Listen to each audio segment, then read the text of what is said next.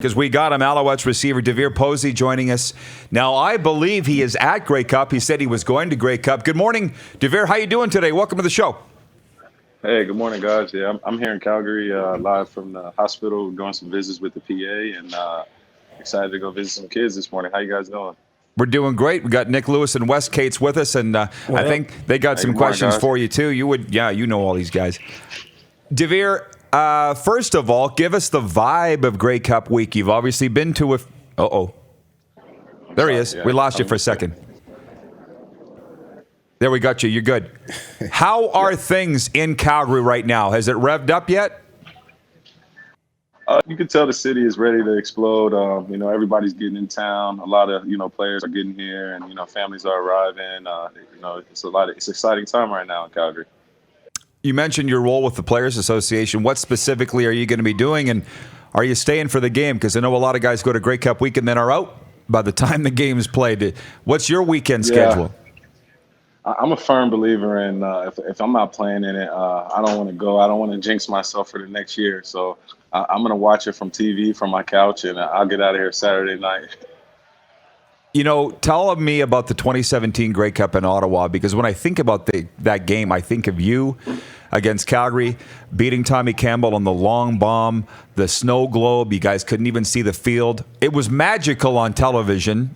Take me back to that game in the Argos Championship. It was cold that day. I'm not even gonna lie. I felt every bit of Canada, but it was. It was kind of like just a special night, for the team.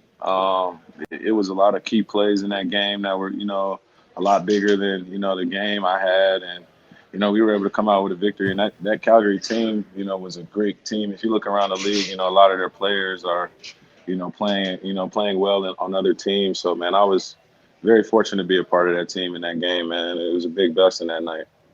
What was special about that particular Argos team? I think, we just went through a lot of adversity. We switched facilities, twice that year, and practice, locations. So we were able to kind of play football anywhere. We were used to sudden change and, different environments. So that kind of served us well into the playoffs. And, we were kind of up and down that year, and we kind of found ourselves and got, you get hot at the right time, it's anybody's, game in the CFL. Most seasons, unfortunately, do end in pain. There's only one champion, so you felt that too. Yeah. This year with the Alouettes, it seemed so magical. People were starting to think that this could happen, but it didn't at home in the semifinal. Can you take me through that wild season with the coaching change and what clicked for you guys? A lot like 17, we had a lot of change with, things out of players' control, things that are higher than our play grade. And I think we did a good job of controlling what we could control. And that was the locker room, staying tight-knit and becoming a family and playing well. And I think, if anything, it served us as a nice foundation.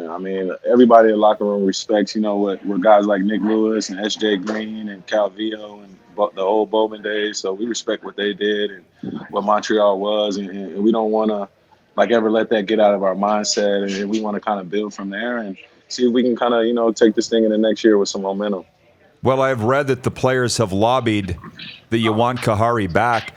Who would you lobby to? There's no GM. Who's in charge? Yeah. What is the scene with the Alouettes right now? Yeah. I know. It's really like I guess a thing, with the president, but he's the force in our locker room, and we play for him.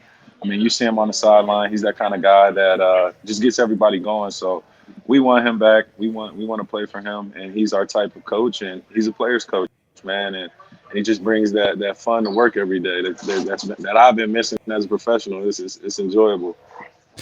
DeVier, you mentioned Players Association business has you at Grey Cup week. You're a year into the CBA now. Are there any issues that you'd like to talk about here this morning? Are they private, or what do we need to know about the Players Association here at Grey Cup week?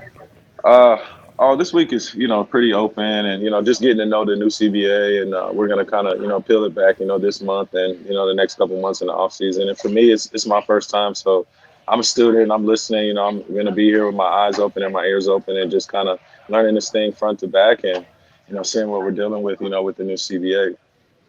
You did mention earlier in the week, or maybe it was late last week, that you wanted to come on. Was there any message that you wanted to convey, or did we already here in this chat? Oh, no, definitely, man. I appreciate, you guys making the time, man. I always wanted to connect with you, man. I follow your show. I love the predictions each week, and it's enjoyable, man. I like what you got going. I'm a big fan of Nick Lewis, and and the way he played and how he's making the transition. So, man, thanks. Thanks for having me, Rod. I appreciate it. Oh, our pleasure, DeVier. Thanks. You're so much fun to watch, man. So good luck. Enjoy the week for all that it is, and we'll catch up with you next season. Yes. I'll see you tomorrow night at Cowboy. I'll catch up with you, Rod. Did you hear Nick? I'll let you, man. Yeah. It's on you then, Nick. I look forward to that. Indeed. Boy, that sounds like a time. Wes, you want to drive to Calgary? No, I might be able to make it. Yeah, exactly. You're watching Rod Pedersen On Demand. For more of The Rod Pedersen Show, visit rodpedersen.com or follow Rod Pedersen on social media.